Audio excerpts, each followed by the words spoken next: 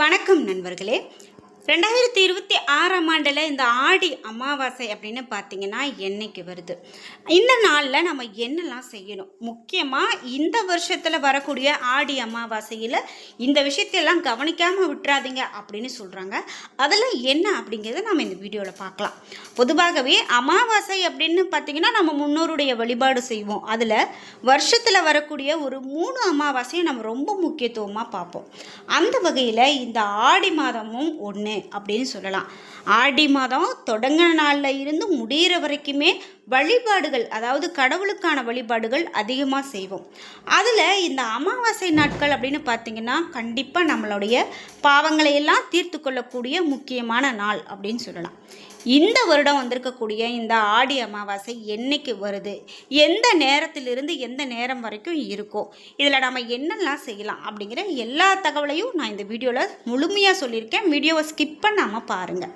அதே போல் இந்த அமாவாசை நாட்களில் நீங்கள் தனித்துவமாக ஏதாவது முன்னோருக்காக கடைப்பிடிப்பீங்க. அதாவது காகங்களுக்கு சாப்பாடு வைக்கிறது, அந்த நாளில் போய் ஏதோ ஒரு குறிப்பிட்ட இடத்துல போய் நம்ம தர்ப்பணம் கொடுக்கறது, அந்த மாதிரியெல்லாம் உங்களுக்கு ஒரு வழிமுறைகள் இருக்குது அப்படின்னா மறக்காமல் கமெண்ட் பாக்ஸில் பதிவிடுங்க. நீங்கள் இன்னும் உற்சாகம் டிவி சேனலை சப்ஸ்கிரைப் பண்ணாமல் இருந்தால் சப்ஸ்கிரைப் பண்ணிக்கோங்க. கூடவே இருக்க பெல் ஐக்கானை மறக்காமல் கிளிக் பண்ணிடுங்க. வாங்க வீடியோக்குள்ளே போகலாம். இந்த வீடியோ பார்த்துட்டு இருக்கக்கூடிய உங்களுக்கு முழுமையான ஜோதிட பலன்கள் தெரிந்து கொள்ளணும், உங்கள் ஜாதகத்தில் இருக்கக்கூடிய குறை நிறை எல்லாமே தெரிந்து கொள்ளணும், உங்களுக்கு திருமணம் நடக்கிறது தள்ளி போயிட்டே இருக்குது, குழந்தை பாக்கியம் இல்லை, தொழிலில் முன்னேற்றம் இல்லை, இந்த மாதிரிலாம் ரொம்ப வருத்தப்பட்டு இருக்கீங்களா? இந்த வீடியோவுக்கு கீழே டிஸ்கிரிப்ஷனில் நான் ஒரு தொலைபேசி எண் கொடுத்துருக்கேன். அந்த எண்ணுக்கு தொடர்பு கொண்டு பேசி பாருங்கள். கண்டிப்பாக உங்களுக்கு இருக்கக்கூடிய எல்லா பிரச்சனைகளுக்கும் சரியான தீர்வு கிடைக்கும்.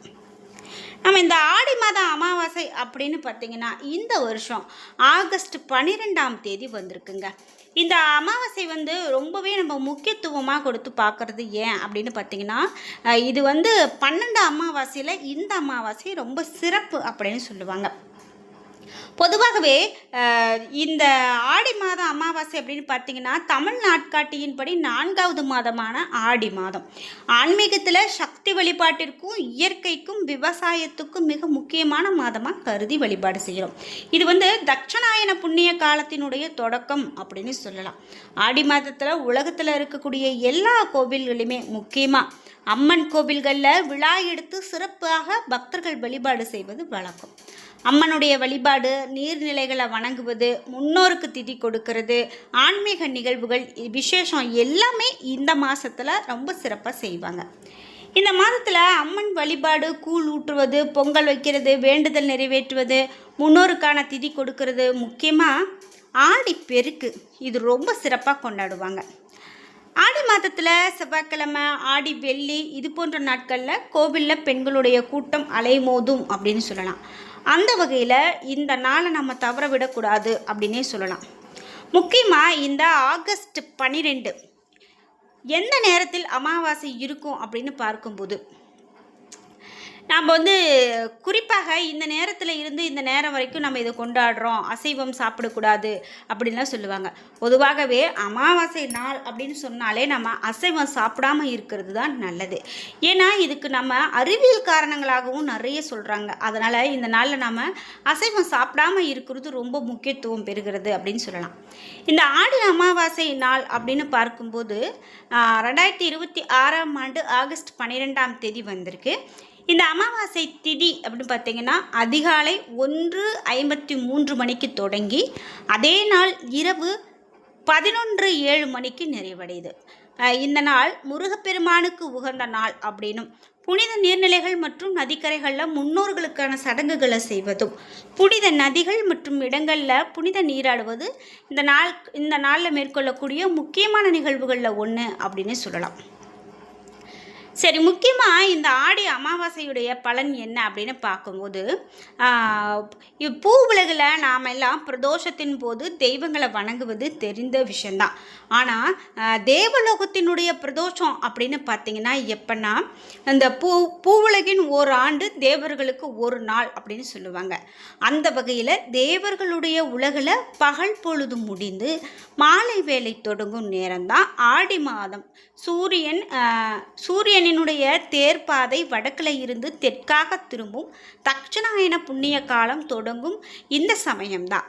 அதே போல் தேவலோகத்தினுடைய பிரதோஷம் அப்படின்னு சாஸ்திரங்களில் சொல்லப்படுது. அதாவது தேவர்கள் யாவும் தெய்வங்களை வழிபடக்கூடிய காலகட்டம் இது. அதனால் நாமும் இந்த சமயத்தில் கடவுளரை ஆதரிக்கிறதால கணக்கற்ற நற்பலன்கள் கிடைக்கும். இதை உணர்த்துறது தான் இந்த ஆடி மாதம். ஆடி மாதத்தை பீட மாதம் அப்படின்னு சொல்லுவாங்க. அதாவது இது நம்ம பீடை மாதம் கிடையாது, இதுக்கு பேர். இந்த மாதத்தில் நம்ம பிற விஷயங்களை ஒதுக்க சொன்னாங்க நம்ம முன்னோர்கள். அதே போல் முக்கியமாக பொங்கல் பண்டிகை வரக்கூடிய தை மாதத்தினுடைய முதல் நாளை மகர சங்கராந்தி தினம் அப்படின்னு நம்ம சொல்கிறோம். இதற்கான பதில் ஆடி மாத பிறப்பு தினம்தான் கடக சங்கராந்தி அப்படின்னு சொல்லுவாங்க. ஜோதிட ரீதியாக சூரியன் எந்த மாதத்தில் எந்த ராசியில் இருக்கிறதோ அந்த ராசியின் பெயரையோ அந்த மாதத்திற்கு கொள்வது மரபு. அந்த வகையில் சூரியன் ஆடி மாதத்தில் கடகத்தில் இருப்பார். மாத பிறப்பினை சங்கராந்தி அப்படின்னு சொல்லுவாங்க. இந்த கடகராசியில் சூரியன் பிரவேசிக்கக்கூடிய தினம் என்பதால் ஆடி மாத பிறப்பினை கடக சங்கராந்தி அப்படின்னு சொல்லுவாங்க. ஆடி மாதம் காற்றின் வேகம் அதிகமாக இருக்கும். பருவகால மாற்றம் தொடங்கும் அப்படிங்கிறதால கிருமிகள் பரவுதல் அதிகம் இருக்கும். எனவே தான் ஆடியினுடைய தொடக்கம் முதலே நோய் எதிர்ப்பு ஆற்றலை தரக்கூடிய வேப்பிள்ளை, மஞ்சள், எலுமிச்சை போன்றவற்றை முக்கியத்துவம் கொடுத்துருக்காங்க. மழைக்கால தொடக்கம் அப்படிங்கிறதால பயிர்கள் செழித்து வளர மழை தெய்வமாக மாறி அன்னையும் நாம் வருணனுடைய அருளையும் ஆடி மாதத்தில் வேண்டினாங்க. எளிய உணவாக கூழின குடிப்பது உடல் நலத்தை காக்கும், உழைத்திட உரம் சேர்க்கும். அதனாலேயே அதனை ஆடி பண்டிகையோடு பிணைத்து வைத்தாங்க. இந்த ஆடி செவ்வாய் தேடி குழி அப்படின்னு சொல்கிறது, அரைத்த மஞ்சளை பூசிக்குழி அப்படின்னு சொல்லுவாங்க. ஆடி மாதம் செவ்வாய் வெள்ளிக்கிழமைகளில் மஞ்சள் தேய்த்து நீராடி உங்களுடைய இஷ்ட அம்மனை கும்பிடுவது, மஞ்சள் குங்குமம் போன்ற மங்கள பொருட்களை ஏழை பெண்களுக்கு கொடுப்பது, இவையெல்லாம் ரொம்பவே நல்லதுங்க. இயன்ற அளவு பிறர் பசி ஆறிட கூழ் அளிப்பதும் வாழ்க்கையில் நிச்சயமான நல்ல பலன்களை நமக்கு கொடுக்கறதும் அறுவடை செய்திட எல்லா தெய்வங்களுமே அருளிப்பாங்க அப்படிங்கிறது இந்த ஆடி மாதத்தில் முக்கியம். சரி, அமாவாசை அப்படின்னாவே பித்திருக்களை வணங்குறதுக்கு ஒரு உரிய நாள். இதில் ஆடி மாத அமாவாசை ரொம்ப சிறப்புன்னு பார்த்தோம். இந்த நாளில் மாற்றுக்காரகனான சந்திரனுக்கும் பித்திருக்காரகனான சூரியனுக்கும் கடகராசியில் ஒன்றாக இருப்பாங்களாம். அதே போல் சூட்சபம் சூரியனுக்கு பகை வீடு, சந்திரனுக்கு உச்ச வீடு. ஈசனை சூரியன் என்றும் அம்பிகையை சந்திரன் என்றும் கூறுவது உண்டு. அதாவது உஷ்ணமாகிய சிவனை விட குளிர்ச்சியான அம்பிகை அதிக ஆற்றலோடு இருக்கும் மாதம்தான் ஆடி மாதம். அதனால தான் ஆடி மாதத்தில் அம்மனுக்கு ரொம்ப விசேஷம். சூரியனுடைய ஆற்றல் குறையும் போது காலநிலையில் சில மாற்றங்கள் ஏற்படும். எனவே கிருமிகளின் தொற்று பரவவும் வாய்ப்பு இருக்குது. அதனால் ஆடி மாதத்தில் கிருமி நாசிகளான வேப்பிள்ளை, மஞ்சள் போன்றவற்றை பயன்பாட்டுக்கு முக்கியத்துவமாக கொண்டு வந்தாங்க. அம்மனுடைய வழிபாட்டோடு சேர்த்து இதையும் சொன்னாங்க அப்படின்னே சொல்லலாங்க. ஆடி அமாவாசை நாளில் நம்ம என்ன செய்யணும் அப்படின்னு பார்த்தீங்கன்னா, முதலாவது விஷயம் அவரவர் முன்னோருக்கு நீர்க்கடன் செலுத்துறது முக்கியம். இது ரொம்ப ரொம்ப முக்கியம். இதனால் முன்னோருடைய ஆசி நமக்கு கிடைத்து திருமணம், குழந்தை பாக்கியம் முதலானவற்றில் தடைகள் எல்லாம் நீங்கும். முன்னோருக்கான வழிபாடுகளை முறையாக செய்து நம்ம முடித்த பிறகு அன்றைய தினம் மாலை வேளையில் அவரவர் வழக்கப்படி குலதெய்வம், இஷ்ட தெய்வத்தை கும்பிடுவது சிறப்பு. இயன்ற உணவு, நீர், ஆடை போன்றவற்றை தானம் அளிப்பது, ஏழை மாணவர்களுடைய கல்விக்கு உதவுவது போன்றவை பல மடங்கு புண்ணியம் சேர்க்கும். ஆடி அமாவாசை தினத்தன்னைக்கு நாம் செய்யக்கூடிய தர்ப்பணத்தால் பித்ருக்களின் பாவங்கள் நீங்கி அவர்கள் புண்ணிய உலக அடைகிறாங்க. அதனால் இந்த நாளை நாம் தவற விடக்கூடாது அப்படின்னு பகவான் ஸ்ரீகிருஷ்ணரே சொன்ன வாக்கு கருட புராணம். ஆடி அமாவாசை நாளில் முன்னோருக்கு திலம் என்கிற எள் கலந்த நீரினால் தர்ப்பணம் செய்வது அவர்களை மகிழ்விப்பதோடு அப்படி செய்பவர்களுக்கு நீண்ட ஆயுள், வெற்றி, வம்சவிருத்தி, கடன் நிவாரணம், எதிரி பயம் நீக்குதல், பூர்வீக சொத்து சேர்க்கை என சகல விதத்திலும் நன்மை அப்படின்னு சொல்லலாம்.